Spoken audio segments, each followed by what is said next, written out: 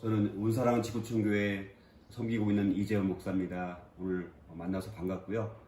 이렇게 대면으로 해서 좀 하지 못해서 아쉽지만 오늘 이렇게 또 비대면으로 제가 만든 이 타임라인 연대기라는 것을 가지고 여러분들이 그 역사를 어떻게 공부를 해야 되는지, 그리고 앞으로 또 미래를 또 어떻게 준비해야 될지에 대해서 함께 이렇게 편하게 나누는 그런 시간을 갖고자 합니다. 여러분들은 역사의 주인이 누구시라고 생각하시나요? 역사의 주인이 누구죠? 하나님이시죠. 하나님.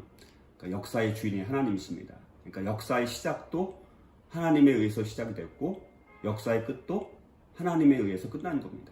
그래서 우리 기독교 역사관을 뭐라고 말을 하냐면 직선적 역사관이라고 합니다. 직선적 역사관. 이게 무슨 말입니까? 하나님께서 창세기 1장 1절에 태초에 하나님이 천지를 창조하셨다라는 그 시작점이 분명히 있고, 또 예수님의 재림으로 이 종말이 오게 되면 이 세상의 역사가 다 끝나게 되는 것입니다. 이렇게 시작과 끝이 명확하다는 것입니다. 그래서 우리 기독교 역사관은 시작과 끝이 명확하고, 또 역사의 주인 되신 하나님께서 또 일하는 방식이 또 사람들을 통해서 또 일하십니다. 그래서 오늘 제가 만든 연대기 이게 참 어마어마한 양인데 이거를 다 설명드릴 수는 없습니다. 그렇지만 여러분들이 이거를 통해서 약간 인사이트를 얻어서 여러분들 개인적인 이 타임라인을 만들어 가시면 역사를 공부하는 데도 참 도움이 될 뿐만 아니라 이걸 하다 보면 여러분들이 내가 어디에 관심을 갖고 있는지, 어떤 분야, 어떤 학문의 영역에 관심을 갖고 있는지를 알게 됩니다. 그래서 제가 조금 있다가는 저희 딸이 만들었던 그 타임라인도 보여드리겠고, 지금 보여드리는 것은 제가 직접 만든 아주 오랫동안 만든 건데, 이걸 통해서 어떻게 타임라인을 만들고 이 연대기를 통해서 이렇게 공부를 하면 어떤 면들이 좋은지, 이런 부분들을 다 설명드릴 수는 없고 아주 최대한 몇 가지 인물과 사건 또 작품들만 간단하게 한번 흐름을 조금 설명하면서 또 구체적으로 몇 가지 사건만 설명을 해드리도록 하겠습니다. 이 그림을 보시면, 연대기를 보시면 창조 시대부터 해서 이제 출애굽과 광야 시대, 아니 족장 시대, 출애굽과 광야 시대, 맨 위에 있는 게 연도입니다. 연도고요. 그 다음에 이제 정복 시대, 그 다음에 사사 시대,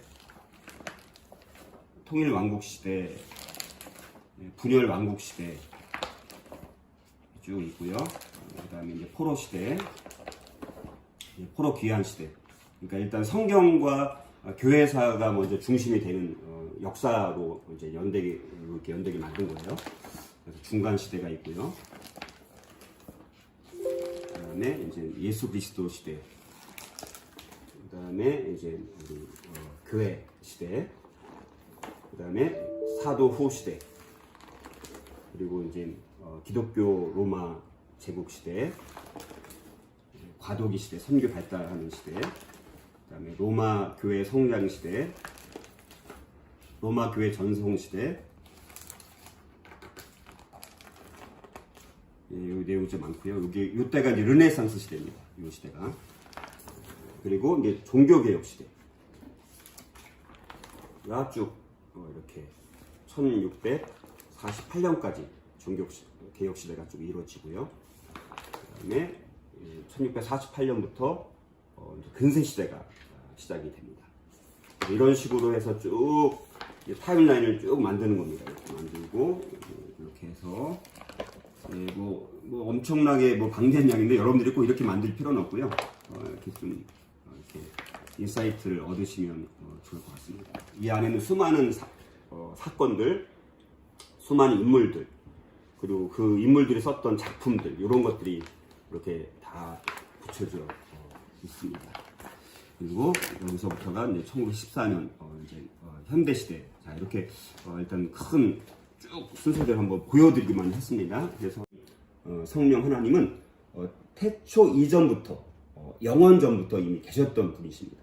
근데 이런 분명한, 그러니까 창조라는 것은 창조 전에 이미 하나님께서 세상을 창조하시고 인간을 하나님의 형상대로 창조하신 목적이 있다는 것입니다. 그러니까 창조 전에 목적이 있다는 거예요. 그러니까 어떻게 보면 여러분들이 만약에 정말 구원받은 거듭난 중생한 그리스도인이 되었다라면 이미 하나님은 영원 전부터 여러분들을 향한 이 땅에 보내주신 하나님의 목적이 있다는 거예요. 그러니까 여러분들이 이 땅에 살아가는 것은 하나님께서 여러분들 택하신 그 목적, 그 부르심, 창조하신 그 목적에 부합하게 살아갈 때 그때 여러분들의 삶이 의미가 있는 것이라고 볼 수가 있습니다. 사람은 뭐 역사 분야에서, 어떤 사람은 정치 분야에서, 어떤 사람은 경제 분야에서, 어떤 사람은 음악 분야에서, 어떤 사람은 미술 분야에서, 어떤 사람은 또 문학 분야에서 각자 자기가 주신, 하나님이 주신 재능과 달란트대로 여러분들이 그거를 최대한 활용을 하고 또 그 재능대로 달란트대로 여러분들이 살아갈 때 그때 인생이 참 재미가 있는 거예요. 그렇죠? 여러분들이 잘하고 좋아하는 것을 해야지 누가 시켜서 마지못해 수동적으로 하는 것은 그런 건 참 그게 저는 가장 불행한 인생이라고 생각합니다. 그러니까 여러분들이 이런 역사를 통해서 여러분들이 정말 관심이 있는 분야가 뭔지, 여러분들이 정말 잘하는 분야가 무엇인지 이걸 찾아가면서 이제 여러분들이 이제 10대 후반이니까 앞으로 이제 이것을 찾아서 비전을 찾고 여러분들 어떤 분야에서 내가 하나님 앞에 쓰임 받고자 하는 이 분명한 비전을 찾게 되면 그 다음부터 여러분들이 정말 무궁무진하게 남은 뭐 요즘은 100세 시대 아닙니까? 그러니까 50년, 뭐 70년, 80년 그 나머지 인생을 여러분들이 그 분야에서 여러분들이 정말 의미 있게 살아가도록 여러분들에게 좀 이렇게 조언을 드리고 싶습니다. 타락을 해서 결국 죄가 이 세상에 다 들어오게 되었죠. 그리고 이제 중요한 사건이 이제 우리 노아, 이 그림이 노아 홍수 시대죠.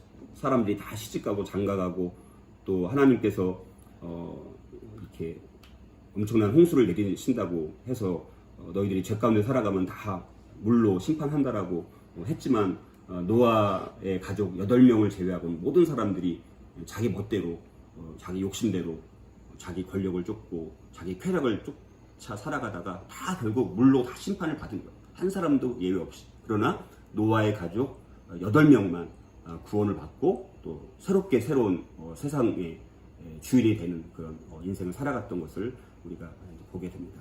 인간들이 또 자기들이 이제 하늘에 닿아보자라는 교만한 마음을 가지고 또 자기 바벨탑을 쌓게 됩니다. 그래서 하나님께서 이들의 교만을 이제 결국 심판하셔서 인류를 다 언어를 다 혼잡해서 인류를 다 혼잡하게 이제 흩어져서 살게 만들었습니다. 그래서 이 아브라함을 통해서 또 새로운 인류의 역사를 이제 시작하게 되어지죠. 여러분들은 후대 사람들에게 어떤 사람으로 이렇게 불리기를 원하는지, 우리가 이 아브라함 믿음의 조상, 그리고 이제 뭐 이삭이라든가 야곱, 에서, 요셉 이렇게 이제 족장 시대라고 하는 4명의 이제 하나님의 사람들 통해서 하나님께서 역사를 이제 이끌어 가시죠. 이제 출애굽을 모세를 통해서 하게 되어집니다. 모세 한 사람의 리더를 통해서 이스라엘 백성들이 노예로부터 구원받는 놀라운 일들이 일어났던 것을 보게 됩니다. 한 사람을 통해서 얼마나 많은 사람들이 축복을 받을 수 있는지 우리가 이런 것을 통해서 성경에 나오는 인물들을 통해서 우리가 알 수가 있고요. 우리 정복 시대 때 특별히 쓰임 받았던 사람은 이제는 우리 모세의 그 이제 시종으로 쓰임 받았던 여호수아를 통해서 이제 드디어 약속의 땅, 젖과 꿀이 흐르는 가나안 땅에 들어가게 되어지죠. 근데 여호수아를 통해서 정복을 하게 되었습니다. 가나안 땅을 정복하는 리더로 쓰임 받는 거예요. 그런데 어느 한순간 여호수아가 나타난 것이 아니라 모세의 뒤를 따라다니면서 수없이 많은 훈련을 받았다는 것이죠. 준비되었다는 것이죠. 그러니까 하나님은 아무것도 준비되지 않은 사람을 갑자기 뭐 사용하는 것이 아니라 여호수아와 같이 오랫동안 준비된 사람을 통해서 하나님이 일하시는 것을 보게 됩니다. 그러니까 여러분들이 지금 공부하는 것도 마찬가지. 준비된 그릇으로 준비되어져서 정말 필요할 때 이렇게 이제 여러분들이 갖고 있는 뭐 재능이라든가 달란트를 통해서 하나님께서 분명히 일하실 때가 있다라는 것. 그것을 여러분들이 준비하는 시간이다. 이렇게 생각을 하면 공부하는 것이 좀 더 재밌지 않을까, 뭐 이런 생각들을 해보게 되어지고요. 사사시대가 시작이 되어지죠. 그래서 우리가 알다시피 뭐 여러 사사들이 있지 않습니까? 12사사를 통해서 이스라엘 백성들이 이제 하나님을 떠나서 우상을 숭배하고 또 그러면 하나님께서 다른 강한 나라를 통해서 이스라엘을 압제시키게 되어지고 그러면 자기들이 또 고난받으니까 살려달라고 하나님 앞에 부르짖으면 하나님께서 사사들을 보내주셔가지고 다른 나라의 압제로부터 하나님께서 구원하시는 일들을 하지 않습니까? 그런데 그것이 안타깝게도 그 악순환이 된다는 것이죠. 그 죄의 반복, 이것이 악순환 되는 것들을 통해서 여러분들이 하나님 앞에 쓰임 받기 위해서는 여러분들이 이 죄로부터 멀리 해야 돼요. 죄를 이겨내야지 여러분들이 하나님 앞에 쓰임 받을 수가 있습니다. 하나님이 제일 싫어하는 것이 바로 죄예요. 여러분의 삶 가운데 죄를 멀리하고 거룩하고 성결한 삶을 살아갈 때 하나님께서 여러분들을 통해서 일하실 것을 우리가 볼 수가 있고요. 통일 왕국 시대가 되면 이제는 우리가 알다시피 사울 왕, 다윗 왕, 이 솔로몬 왕, 이 솔로몬 왕을 통해서 이제 3명의 통일 왕국 시대가 있죠. 다윗은 전심으로 하나님을 섬겼던 사람입니다. 그리고 르호보암 때 가서 그 아들 시대 가서는 결국 북이스라엘과 남유다로 나라가 갈리지 않습니까? 그러니까 한 사람이 잘못된 삶을 살았더니 그 결과가 뭡니까? 나라가 2개 나라로 분열되는 거예요. 그러니까 여러분들의 삶은 여러분들의 삶으로 끝나는 것이 아니라 반드시 여러분들의 삶은 누군가에게 아니면 여러분의 자녀들에게 영향을 끼치게 되어 있다. 내 삶은 나 혼자서만 뭐 영향을 끼치면 마음대로 뭐 살 수가 있겠죠. 그러나 내 삶은 나로 끝나는 것이 아니라 분명히 다음 세대나 다른 사람들에게 영향을 끼치기 때문에 여러분들이 이렇게 바르게 사는 것이 그래서 우리가 중요하다고 볼 수 있습니다. 가야 될 것이고요. 그 다음에 이제 930년 경부터 결국 이스라엘이 분열 왕국 시대로 북이스라엘과 남유다로 갈려지게 되어지죠. 그래서 이제 북이스라엘 선한 왕이 한 명도 없었어요. 남유다는 그나마 몇 명의 선한 왕이 있었지만 그러나 결국은 북이스라엘도 마찬가지, 남유다도 마찬가지로 결국은 어떻게 됩니까? 이제 우상을 숭배하고 하나님을 이제 반만 섬기고 혼합주의적인 신앙을 갖다 보니까 결국은 722년에 북이스라엘은 아수르라는 나라에 의해서 멸망을 당하게 되어지고 남유다는 BC 586년에 이제 바벨론에 의해서 결국 멸망을 당하게 되어서 정말 하나님께서 선민으로 택한 이스라엘이라는 나라가 이제 586년이 되면 다 이제 없어지게 되고 포로로 끌려가는 거죠. 이렇게 참 큰 비극을 맞게 된 거죠. 이때 우리가 쓰임 받은 사람 중에 한 사람이 누굽니까? 다니엘. 그리고 다니엘의 세 친구.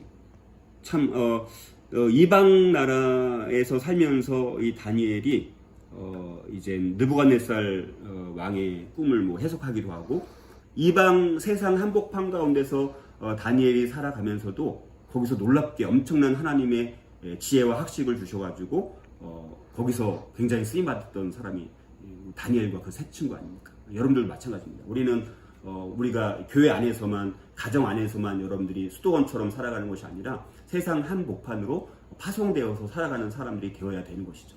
그때 이 다니엘과 같이 정말 하나님을 제대로 믿고 섬기게 되면 하나님께서 지혜를 주시게 되고 있어요. 학식을 주시게 되고 있어요. 그러니까 여러분들이 공부할 때도 마찬가지로 여러분들이 정말 예수님을 믿게 된다면 하나님께서 회복을 시켜주시지 않습니까? 그렇죠? 인간이 하나님 형상대로 창조되었지만 타락해서 인간의 많은 것들이 영역이 다 파괴되었어요.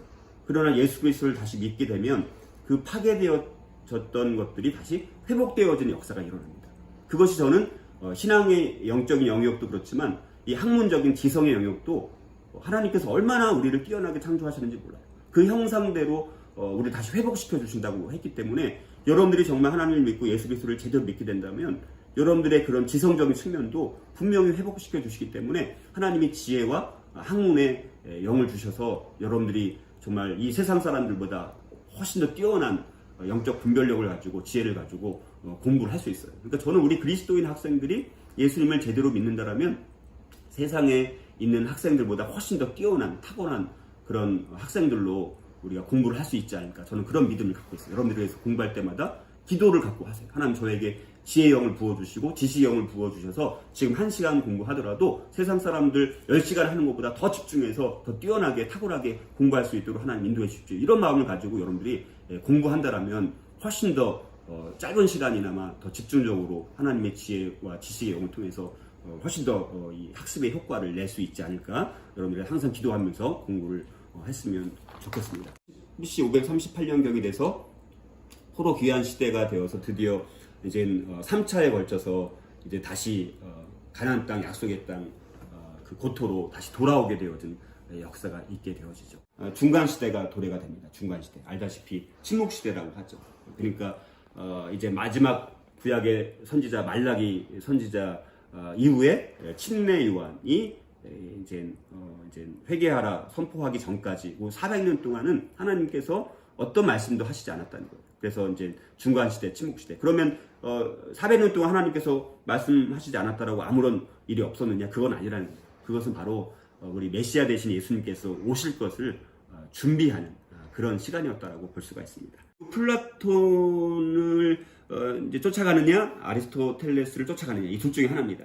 그래서 모든 철학, 모든 학문의 뿌리라고 할 수 있는 것이 어떻게 보면 플라톤과 아리스토텔레스로부터 시작이 되었다라고 이제 볼 수가 있는데, 이 세상 학문을 공부하면서 여러분들이 플라토닉 국가론과 또 하나님께서 말씀하시는 새 예루살렘, 새 하늘, 새 땅, 이것과는 분명히 차이가 있다라는 거, 이런 것들을 우리가 분명히 알아갈 수 있었으면 좋겠고요. 우리가 이제 연대기를 공부할 때 좋은 것은 뭐냐면, 그러니까 플라톤, 아리스토텔레스 공부하지만 그거와 연관해서 통합해서 연계해서 이렇게 학문의 영역, 지식의 영역을 확장해 나갈 수 있다는 장점이 있습니다. 또 뭐 책으로만 공부한다는 게 공부하는 게 아닌 거예요. 모든 것들은 다 공부라고 볼 수가 있습니다.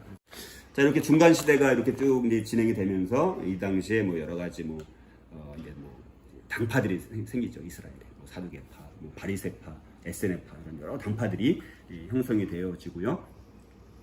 그리고 이제 예수님께서 이제 BC 4년경에 이제 탄생을 하시는데, 예수님께서 탄생을 하셨을 때 그 당시는 로마 제국의 속국이었죠. 그렇죠? 이스라엘은 로마 제국. 그래서 BC 27년경에 로마 제국으로 이제 원로원 정치에서 BC 27년경부터 이제 로마 제국, 황제가 다스리는 제국으로 바뀌게 되었습니다. 그런데 예수님께서 태어날 당시 로마 제국의 황제가 누구냐면 이제 아우구스투스 카이사르. 그러니까 원래 이름은 옥타비아누스라고 하죠. 옥타비아누스가 황제였습니다. 라틴식 발음으로는 베르기니우스. 이 사람이 쓴 책 중에 하나가 여기 아이네이스라는 책이 있습니다. 한번 들어보셨나요? 여러분들 그리스 문학의 뿌리는 누구죠? 호머죠. 호머. 그렇죠? 호머가 쓴 책이 뭡니까? 일리아드와 오디세이죠. 근데 이 사람이 아이네이스라는 책을 썼는데, 이 책을 쓴 목적이 뭐냐? 이 버질이라는 사람은 아까 말씀드렸던 옥타비아누스와 어렸을 때부터 친구예요, 친구. 근데 자기 친구 옥타비아누스가 이제 로마 제국의 황제가 되는 것을 보고 이제 아이네이스를 책을 쓰게 됩니다. 이 내용이 뭐냐? 이 옥타비아누스가 이 세상을 구원할 구원자다. 자기 친구 옥타비아누스를 칭송하는 책입니다. 그런데 거기에 나와 있는 예언들을 보니까 사실은 이미 다 확인된 것들을 예언처럼 막 써요. 그래서 그럴듯하게 포장은 하지만, 그런데 참 놀라운 것은 뭐냐면, 버질이 그렇게 옥타비아누스가 이 세상을 구원할 자라고 칭송할 그때 누가 태어납니까? 이 사람이 황제였을 때, 옥타비아누스 황제였을 때 바로 예수님께서 탄생을 하셨다는 거예요. BC 4년경에 예수님께서 태어나셨다는 거야. 참 놀라운 것은 참 비교가 되지 않습니까? 연대기를 공부하면 좋은 게 뭐냐? 그러니까 이렇게 이제 옥타비아누스와 예수님과 아무런 관련이 없어요. 그렇죠? 아우구스투스 카이사르와 예수님과 무슨 관련이 있어요? 그런데 이 연대기를 통해서 보니까 옥타비아누스가 초대 로마 제국의 황제였을 때 바로 예수님께서 태어나셨네? 그래서 이 옥타비아누스와 카이사르를 비교를 해보면 정말 그럼 옥타비아누스가 이 세상을 구원할 자로, 구원자로 오셨나요? 그렇지 않죠. 누가 오셨어요? 메시아 대신 구약 시대 때 수많은 예언자들이 예언서를 통해서 한두 명이 아니죠. 아주 그리고 엄청나게 셀 수 없이 많은 구약의 예언을 성취하신 분으로 누가 오셨어요? 그리스도께서 오신 거예요. 예수 그리스도 그분의 한 분의 그 희생 때문에 우리가 구원받는 놀라운 역사가 있지 않았습니까? 예수님께서는 이 땅 가운데 옥타비아누스가 자기가 이 세상을 구원할 자라고 할 그때 때가 참에 진짜로 우리를 구원할 메시아로 오신 분이 바로 그리스도라는 것을 우리가 이것을 통해서 알 수가 있다는 것이죠. 십자가에서 죽으시고 이제 부활하시고 승천하시고 이제 남겨두신 게 뭡니까? 교회를 남겨두신 거죠. 이제 예수님께서 누구를 통해서 일하십니까? 교회를 통해서, 하나님을 믿는 그리스도인을 통해서 역사가 이루어진 거예요. 그러니까 이때부터는 예수님은 안 계시지만 하나님 우편에 앉아 계셔서 우리를 위해서 중보하시면서 우리 이제 교회를 통해서 몸된 교회를 통해서 그리스도인들을 통해서 역사를 이제 이끌어 가시는 거예요. 그래서 뭐 초대교회 때 뭐 12사도들 뭐 다 순교하지 않았습니까? 참 순교를 했어요. 부활하신 예수님을 만나고 나서 제자들이 완전히 180도 바뀌게 되죠. 우리도 여러분들도 마찬가지입니다. 예수님을 만났을 때 십자가에서 우리를 구원하신 주님을 만나는 것도 중요하지만 부활하신 주님을 만나는 그 사건이 여러분들이 있게 되면 여러분들의 삶이 12제자, 12사도와 같이 180도 바뀌는 인생이 될 수가 있다는 거예요. 그러기 위해서 여러분들이 십자가의 그리스도뿐만 아니라 부활의 주님도 우리가 만날 수 있었으면 좋겠고요. 100년경부터가 이제 새롭게 이제 모든 12사도들도 다 죽고 이제는 새로운 또 이제 역사가 시작이 되어지죠. 교회가 아주 핍박받는 시기였습니다. 굉장히 많은 핍박이 있었어요. 그런데 핍박에도 불구하고 많은 사람들이 그리스도인이 되었습니다. 이제 313년이 되면서 이제 알다시피 콘스탄틴 대제라는 사람을 통해서 밀라노 칙령을 통해서 이제 기독교가 종교의 자유를 얻어요. 드디어 종교의 핍박을 받던 우리 그리스도인들이 이제 313년이 되면서 밀라노 칙령에 의해서 종교의 자유를 얻고 이제 마음껏 신앙생활을 할 수 있는 그런 일들이 일어나게 됩니다. 그러나 이제 단점도 있어요. 신앙의 자유가 더 생기니까 사람들이 어떤 거예요? 이제 좀 더 변질되어지고 좀 더 이렇게 왜곡되어지고 또 타락해 가는 이런 일들이 또 일어나는 안타까움이 있고 그 당시에 또 하나님 앞에 이 시대 때 쓰임 받았던 사람들 중에 한 사람이 어거스틴이라는 사람이에요. 어거스틴 들어보셨나요? 성 어거스틴. 이 사람이 쓴 책 중에서 유명한 책이 고백록, 참회록이라는 책이 있습니다. 이게 굉장히 중요한 거예요. 왜냐면 원래 어거스틴은 청소년 때 막 이렇게 동거녀가 있었어. 막 20살도 안 됐을 때 동거녀가 있었고요. 막 과수원에서 과일도 훔쳐먹고 이렇게 세상 철학을 이렇게 열심히 배웠던 사람 중에 한 사람이 어거스틴입니다. 근데 이 사람이 어머니가 누굽니까? 모니카라는 어머니의 눈물 어린 기도를 통해서 30살쯤에 이제 회심을 하게 되었죠. 회심을 하게 되어지면서 이제 워낙 학문적으로 뛰어났던 사람이기 때문에 이 사람이 이제 그리스도를 이제 받아들이고 이제 신앙에 전념하고 성경 연구를 하면서 나중에 북아프리카의 히포라는 도시에 이제 주교 감독이 됩니다. 그래서 이제 감독이 되어서 나름 이제 굉장히 유명해졌어요. 워낙 뛰어난 사람이고 또 책도 쓰고 이렇게 많은 사람들한테 이렇게 하다가 근데 이 사람이 한창 잘 나갈 때 히포의 감독이었을 때 잘 나갈 때 고백록이라는 책을 쓴 거예요. 근데 이 고백록이라는 책에는 아까 말씀드렸던 자기가 뭐 10대 때 동거녀와 살기도 하고 또 어떤 과일을 훔치기도 하고 그랬던 자기의 과거의 치부를 다 드러내요. 참 사람이 그렇잖아요. 잘 나갈 때 오히려 이제 자기를 더 이제 포장하는 게 인간 아닙니까? 근데 이 고백록은 어거스틴이 고백록을 쓴 목적은 뭐냐? 자기가 과거에 이렇게 죄인이었다는 거예요. 이렇게 죄인이었던 자기가 하나님을 믿고 예수님을 믿고 나서 구원받고 이렇게 살아가면서 이제 성도들을 향해서 나 같은 사람도 이렇게 죄인이었는데 이렇게 회심을 하니까 하나님 앞에 쓰임받는 삶을 살 수 있다. 자기의 고백을 하는 거예요. 자기의 죄를 참회하는 거예요. 그러니까 여러분 요즘에 많이 있는 게 뭡니까? 여기 뭐 일반 자서전. 여러분들 사람들이 요즘 많이 쓰는 게 뭐예요? 뭐 너도 나도 뭘 씁니까? 자서전을 써요. 자서전. 근데 자서전은 뭡니까? 자기가 하나밖에 없어요. 그런데도 마치 10개를 갖고 있는 것처럼 아니면 100개를 갖고 있는 것처럼 포장하는 것이 자서전인 거예요.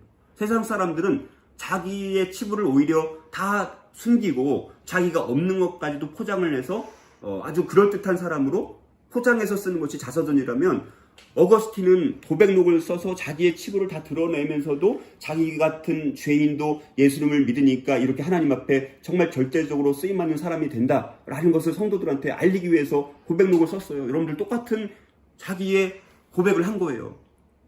똑같은 자서전입니다. 그런데 차원이 전혀 다른 거예요. 그러니까 여러분들 이 세상 사람들은 다 자기를 포장하고 더 이렇게 PR하기 위해서 쓰는 것이 자서전입니다. 그러니까 여러분들 아까 말씀드렸다시피 우리 그리스도인 영웅주의는 이 어거스틴처럼 나의 죄를 나의 치부를 드러낼지라도 하나님과 그리스도의 이름과 명예를 높이는 것, 그것이 그리스도인 영웅주의라면 이교 영웅주의는 뭡니까? 자기를 드러내는 거예요. 그러니까 전혀 다르다는 거예요. 그러니까 여러분들이 그래서 어떤 이 두 갈래 늘 말씀드리지만 결국 두 갈래 길을 우리가 간다라는 것을 우리가 기억을 했으면 좋겠고, 또 이 당시에 또 썼던 유명한 책 중에 하나가 뭐냐면 하나님의 도성이라는 책을 썼어요. 하나님의 도성. 신국론이라는 책입니다. 하나님의 도성. 자, 이 책을 어마어마한 방대한 양입니다. 뭐 굉장히 글씨가 깨알 같은데 이 정도 두께가 돼요. 굉장히 두꺼운 책인데, 어거스틴이 하나님의 도성을 왜 썼느냐? 참 이 하나님에 대한 이 하나님 나라에 대한 뜨거운 열정이 있었던 사람이고요. 왜냐하면 당시 이제 여러분들 이렇게 이제 야만족이라고 하는 우리가 게르만족이라고 불리우는 요 이제 BC 그러니까 여기는 AD죠. AD 이제 300년대 후반 이렇게 이제 가게 되면 게르만족들이 막 이제 로마 제국에 침범해서 들어와요. 근데 이제 로마 제국은 이미 이제 기독교를 받아들인 상태인데 로마 제국이 굉장히 약해지게 됩니다. 그리고 AD 476년에 로마 제국이 멸망을 당해요. 그래서 이제 물론 어거스틴은 그 전 사람이긴 하지만 이제 로마 제국이 매우 약화되는 상황입니다. 그런 상황 가운데서 사람들이 이제 이 로마 제국이 무너지는 이유를 누구에게 화살을 돌리냐면 기독교인들에게 화살을 돌립니다. 우리가 괜히 로마 제국 강대한 제국이었는데 우리가 그리스도교를 받아들였기 때문에 우리나라가 이렇게 약화되어 가지고 이 야만족인 게르만족들에게 우리가 침입을 받고 이렇게 제국이 무너지고 있다. 막 화살을 누구한테 돌리냐면 그리스도인들을 향해서 막 돌리는 거예요. 자, 그래서 이제 어거스틴이 그런 말을 들으면 여러분들이 화가 나요, 안 화가 나요? 거룩한 분노가 나야 돼, 안 나야 돼요? 거룩한 분노가 일어나야 되겠죠. 그러니까 이제 어거스틴이 거룩한 분노를 가지고 그렇지 않다.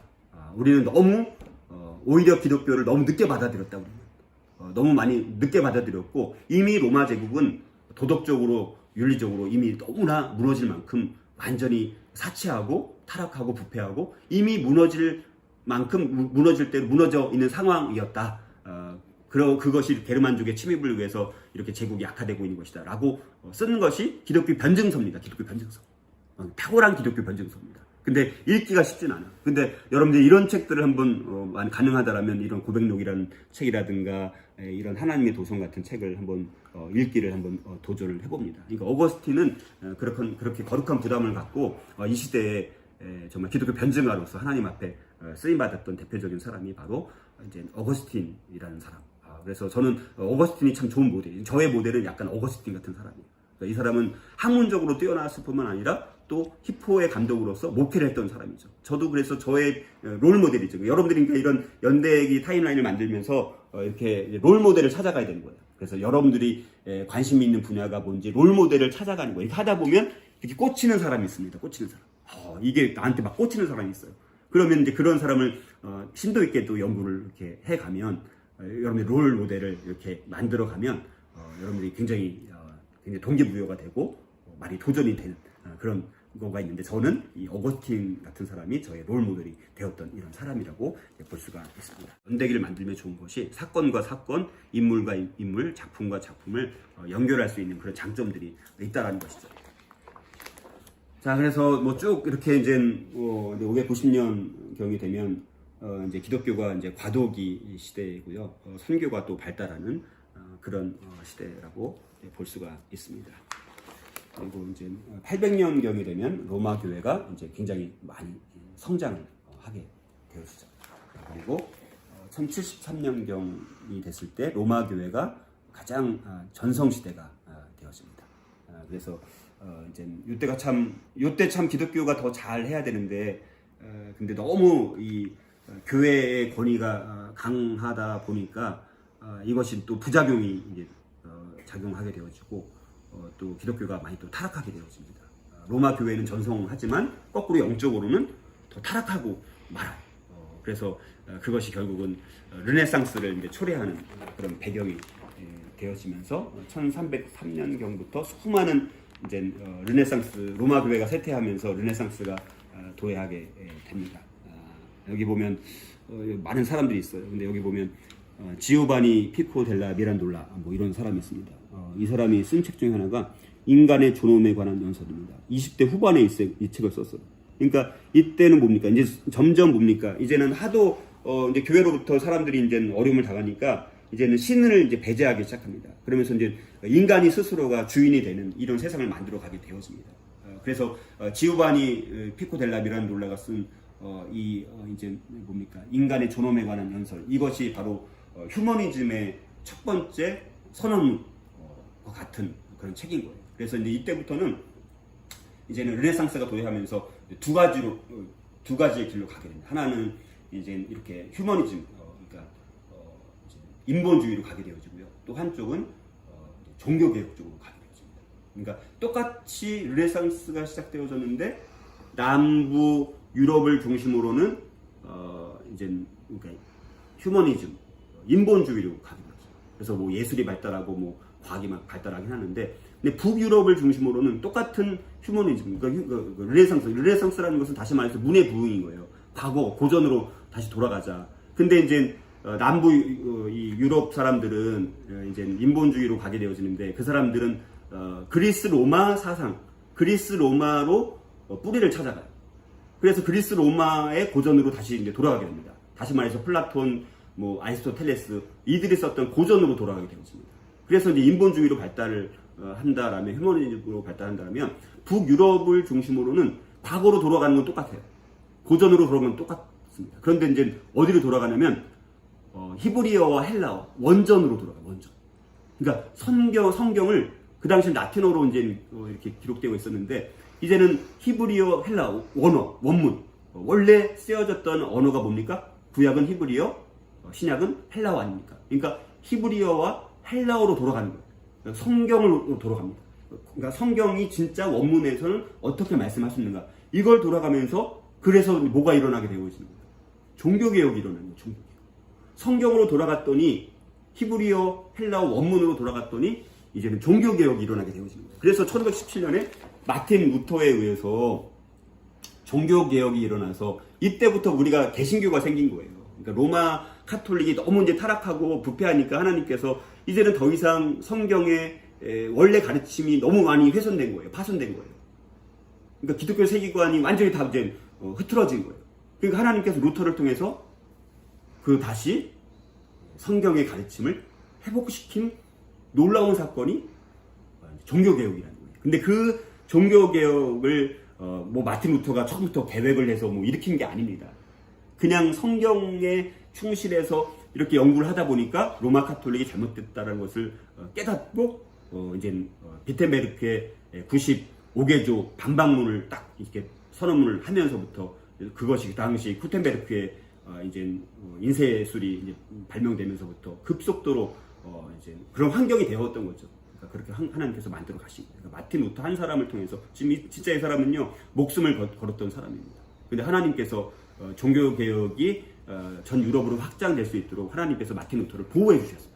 요거는 이제 미켈란젤로가 이제 하나님을 제대로 믿고 났을 때 요걸 또 이 작품을 만든 화가, 또 렘브란트 같은 화가, 요런 사람들이 종교개혁에서 회복된 성경적 가치관을 그림으로 표현한 거죠. 대단한 거죠. 이게 미술이든 음악이든 문학이든 정치든 경제든 다 영향을 끼쳐야 되는 거예요. 그래서 여러분들이 그런 거를 볼 수 있는 안목을 앞으로 이런 과정을 통해서 가져가야 되고, 여기 렘브란트 같은 화가 같은 경우는 여기 이제 여기 보면 예수님께서 십자가에 지금 이렇게 달리시는 그림을 그렸어요. 근데 여기 누가 아주 당당하게 서 있는 사람이 있어요.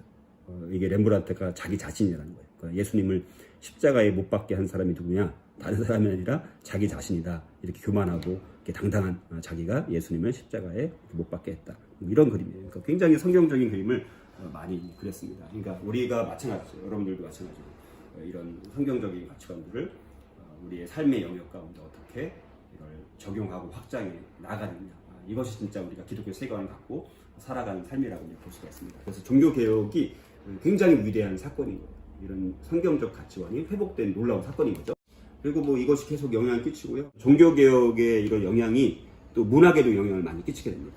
그래서 이제 윌리엄 셰익스피어 들어보셨죠?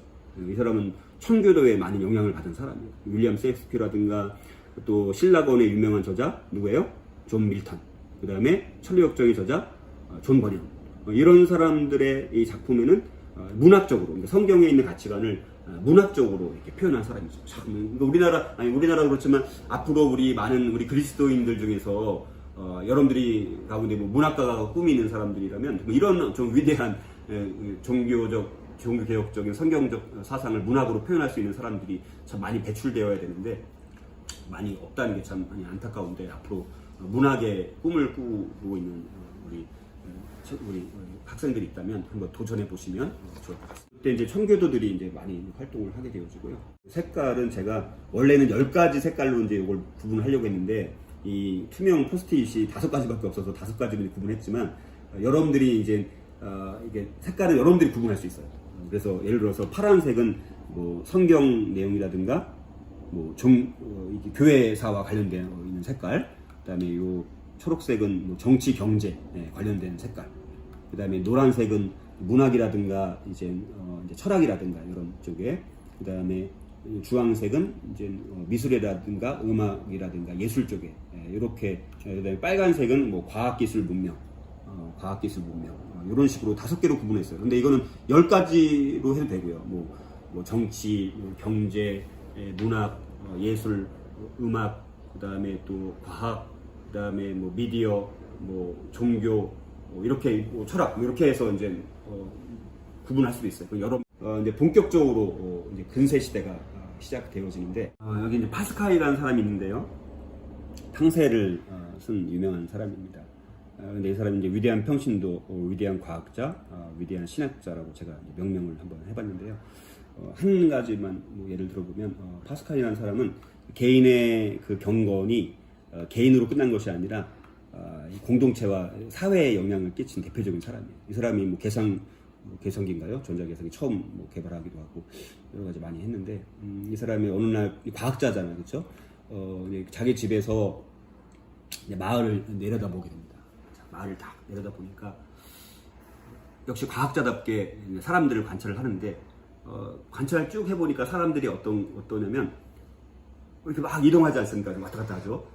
근데 이렇게 이동하는 걸 보니까 주로 사람들이 다니는 길이 있는 거예요. 다니는 길.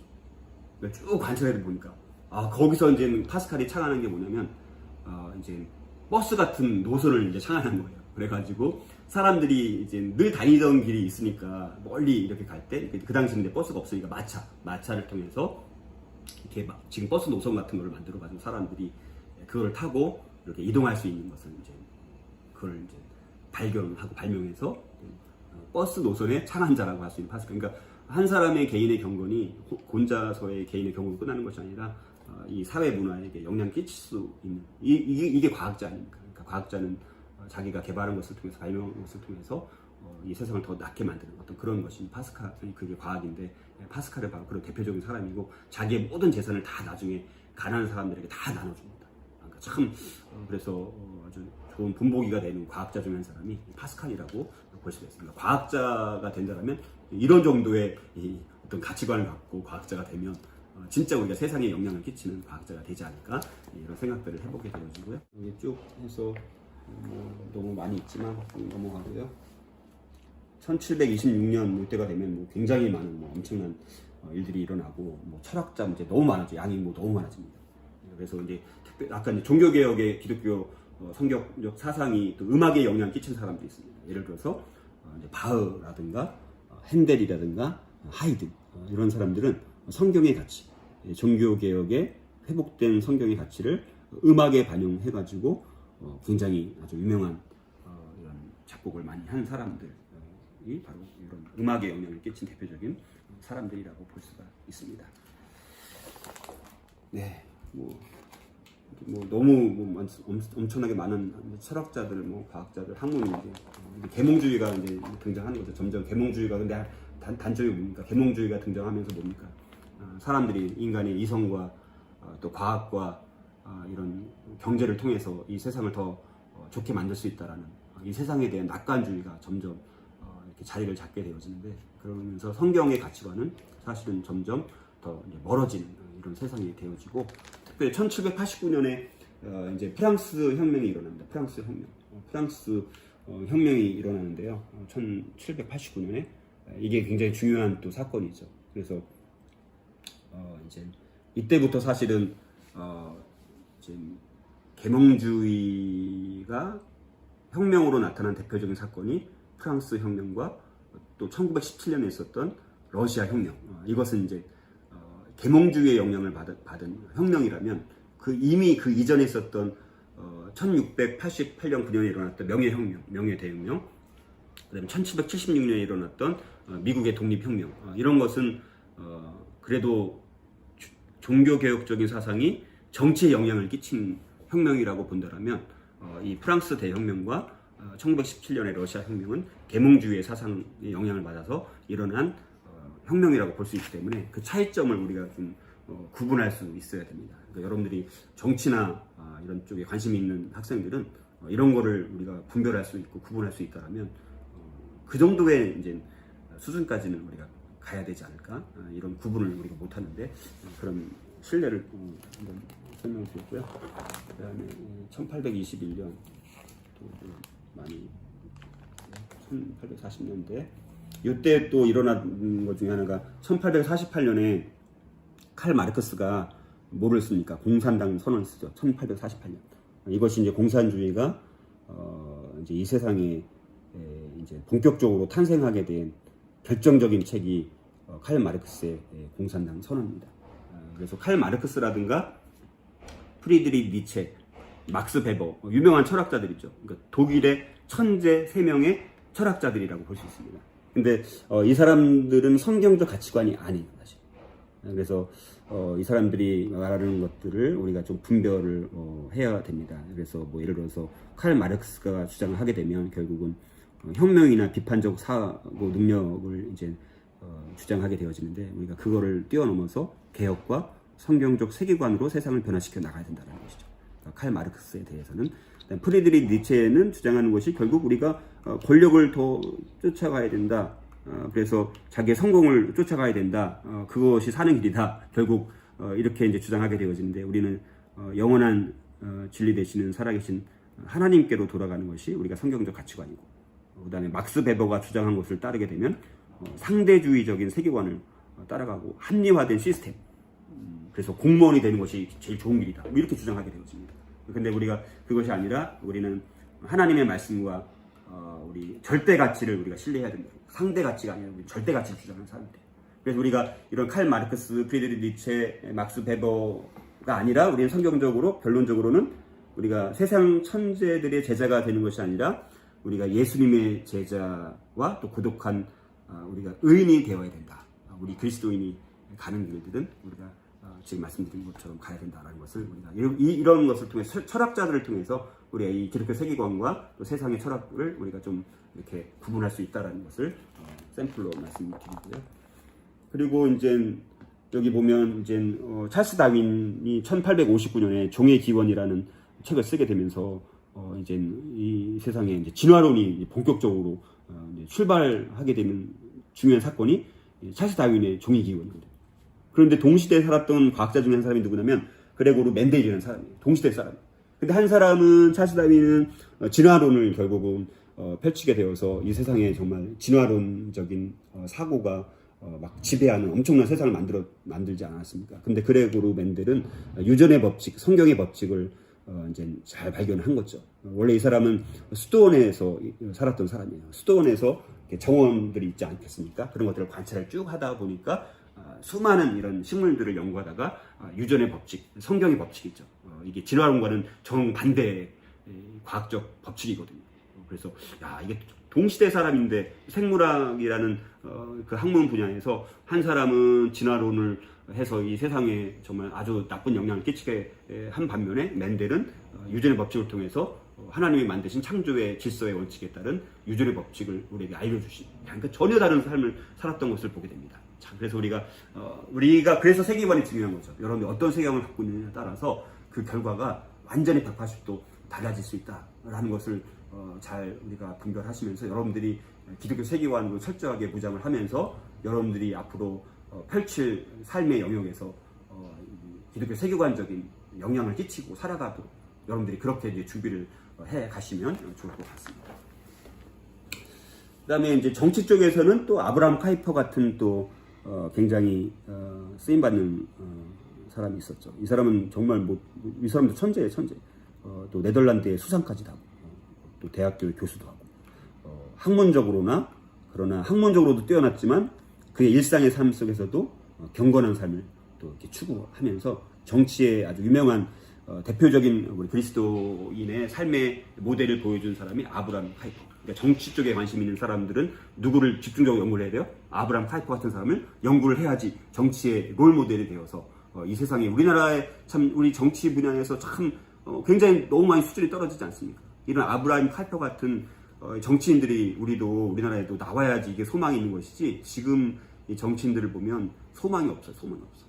정치인들이 우리가 이런 아브라함 카이퍼 같은 정치인들이 우리나라에 많이 배출이 되어야 되지 않을까 이런 생각을 해보게 되어지고 1880 이제 이때 되면 아펜젤러 이제 언더우드를 통해서 우리나라에 이제 본격적으로 이제 복음이 들어오게 되어지죠. 그래서 우리나라가 새롭게 복음의 역사가 시작되어지는 아주 중요한 또 사건이라고 볼 수가 있습니다. 네, 그래서 1800년대 이제 후반에 가면 이제 뭐 민족주의, 뭐 독립운동 뭐 이런 일들이 쭉 일어나게 되어지고 이제 1914년부터가 이제 현대 시대가 됩니다. 그래서 1차 세계대전이 굉장히 중요하죠.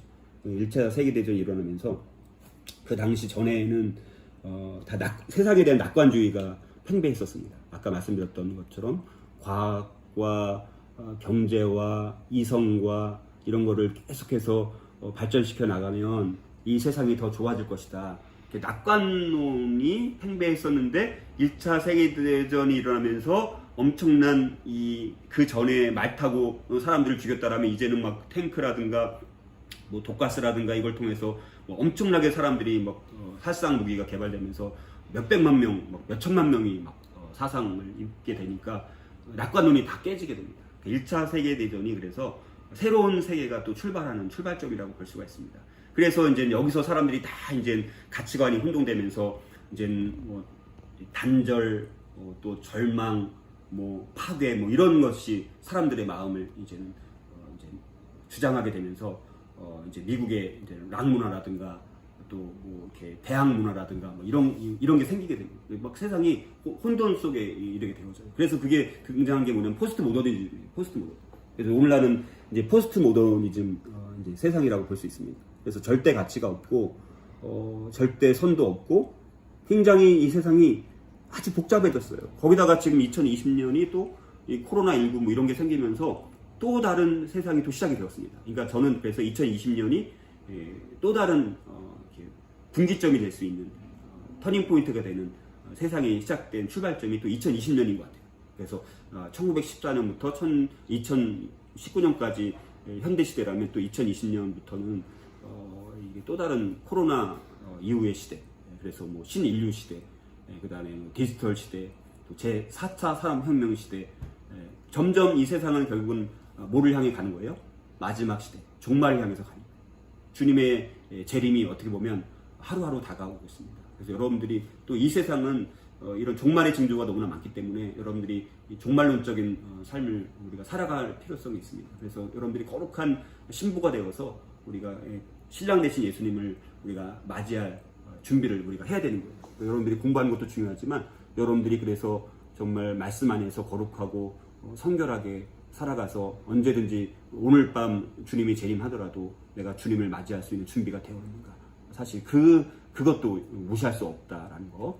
여러분들이 지금 일어나는 코로나19라든가 또 엄청난 홍수라든가 뭐 재난이라든가 자연재해라든가 또 영적인 엄청난 더 많은 이런 적그리스도가 더 나타나고 거짓 선지자, 거짓 교사, 거짓 사도 이런 것들이 일어나고 또 정치적으로 더 많은 혼란이 있고 뭐 이런 것들이 다 종말의 징조입니다. 언제 예수님께서 재림하실지 모르니까 여러분들이 그걸 대비하는 삶을 살아가면 좋겠고, 그러나 예수님께서 재림이 언제 재림하실지 모르니까 그때까지는 여러분들의 삶의 그 영역에서 여러분들이 앞으로 이제 대학교 가서 뭐 아니면 사회 나가서 여러분들이 전공하게 될 또 일터에서 여러분들이 그 분야에서 그리스도인으로서 세상의 빛과 소금으로 여러분들이 세상에 영향력을 끼치고 기독교 세계관으로 여러분들이 살아가는 것, 그것이 우리 그리스도인이 이 세상 가운데 우리가 살아가야 될 삶의 태도가 아닌가 이런 생각들을 해보면서 여러분들이 그래서 이런 역사를 더 관심 있게 또 보시면서 타임라인 연대기 이렇게 제가 만든 것처럼 만들기는 아마 힘들 거예요. 그렇지만 여러분들이 좀 약식으로라도 여러분들이 관심 있는 분야를 이렇게 만들어 가시면 좋을 것 같고, 그래서 저희 딸 같은 경우도 대학교 지금 4학년인데 음악 전공이죠. 그래서 음악을 전공했습니다. 그래서 이제 대학교 가기 전에 음악 분야를 가지고 타임라인 연대기를 만든 거예요. 그래서 이제 여기 뭐 관련된 이런 걸 하면서 이렇게 이제 창조 시대부터 음악과 관련된 거를 이렇게 연대기로 만든 거예요. 그러니까 여러분들이 만약에 음악에 관심이 있든 미술에 관심이 있든 정치에 관심이 있든 문학에 관심이 있으면 여러분들이 더 관심 있는 주제들 가지고 사건 인물들을 가지고 작품들을 가지고 이렇게 연대기를 만들면 여러분들이 그냥 뭐 음악을 전공하는 것과 이렇게 한번 연대기를 만들고 음악을 전공하는 것과는 차원이 다른 거 아닙니까? 그렇죠? 여러분들이 그래서 이제 뭐 바쁘시더라도 한번 이렇게 여러분들이 관심이 있는 주제 또 이렇게 만들면 더 내가 여기에 관심이 확실히 있구나 이렇게 한번 점검해 보는 시간도 될 수 있어요. 이렇게 이런 식으로 해서 창조 시대부터 해서 BC 2500년, 2000년, BC 1500년, BC 1000년, 100년 이렇게 해서 여기 보면 뭐 사실은 음악이긴 하지만 뭐 사실 음악이 옛날부터 따로 이렇게 떨어져 있는 게 아니야. 지금은 다 분리된 학문이지만 옛날에는 뭐 피타고라스나 뭐 플라톤 이런 사람들이 다 사실은 다 음악과도 또 관련이 있는 사람들인 거예요. 이게 다 관련이 있습니다. 그래서 이런 것을 통해서 이렇게 한번 뭐 암브로시오 성가, 비잔틴 성가 또 이렇게 이런 걸 또 한번 이렇게 뭐 네오마 기법법 이렇게 만들어 보기도 하고 이제 중세 시대의 음악에서 이제 점점 근대 현대로 넘어오면서 이렇게 막 점점 많아지죠. 근데 뭐 마틴 루터 같은 경우는 여기 뭐 나와 있는지 모르겠네. 마틴 루터. 예, 여기 마틴 루터 같은 경우는 굉장히 찬송을 이렇게 교회에 아주 강력하게 했던 사람이 마틴 루터. 자신이 내주는 가간 성유 그거 마틴 루터가 작사한 거예요. 그러니까 참 음악가죠. 마틴 루터는 거의 음악가 수준이었습니다. 그러니까 이게 다 무관한 게. 그러니까 이게 마틴 루터는 종교개혁가이면서도 이 찬양을 이렇게 작사하고 작곡하고 되게 뛰어난 사람이죠. 이렇게 이제 만들면 시대별로 어떤 음악가들이 활동했는지 이렇게 한번 쫙 훑어볼 수 있는 것이죠. 이렇게 해서 몇 가지 만듭니다. 그래서 여러분들이 관심 있는 아니면 또 전공하고 싶은 그런 분야의 이 타임라인을 이렇게 만들면 여러분들 굉장히 동기부여가 더 될 것 같아요. 내가 음악 역사까지 공부를 해서 이게 자기가 전공하고 싶은 분야의 역사 한번 다 훑어봐야죠, 그렇죠? 그리고 대학교를 가죠. 대학교 가서 뭐 나중에 찾는 게 아니라 지금부터 여러분들이 이렇게 타임라인을 통해서 여러분들의 진로까지도 이게 연결돼서 할 수 있는 장점이 있으니까 틈틈이 여러분들이 한번 타임라인을 만드는 것을 도전해 보시기를 권면을 드리고 이렇게 이제 공부를 하더라도 그냥 부분적으로 공부하는 것이 아니라 타임라인을 통해서 통합적으로 또 연계시켜서 이렇게 공부해 나가면 세상에서 요구하는 사람은 또 인재상이 뭐냐 통합하고 이렇게 이걸 연계할 수 있는 사람을 또 찾아요. 우리 학교 교육은 그렇지 않은데 여러분들이 그래도 소명학교는 또 그런 쪽으로 많이 접근을 하고 있는데 이런 식으로 이제 타임라인을 통해서 통합적인 이런 공부법도 되니까 여러분들에게 통합적인 사고방식을 갖는 데 있어서도 많은 도움이 되지 않을까 이런 생각이 들어서 여러분들에게 타임라인을 꼭 한번 만들어 보시기를 권면하고 이것이 조금 시간은 걸릴지라도 이게 단순히 공부하는 것과 이게 뭐 무슨 상관이 있느냐 이렇게 볼 수 있지만 더 넓은 세계, 더 깊은 세계로 여러분들이 가기 위한 하나의 도구가 될 수 있는 장점이 있다는 것을 여러분들한테 권면을 드리고 여러분들 아무튼 타임라인을 한번 만들어 보시면서 좀 하나님 나라의 신실한 일꾼들로 잘 준비되어질 수 있기를 주님의 이름으로 축복합니다. 감사합니다.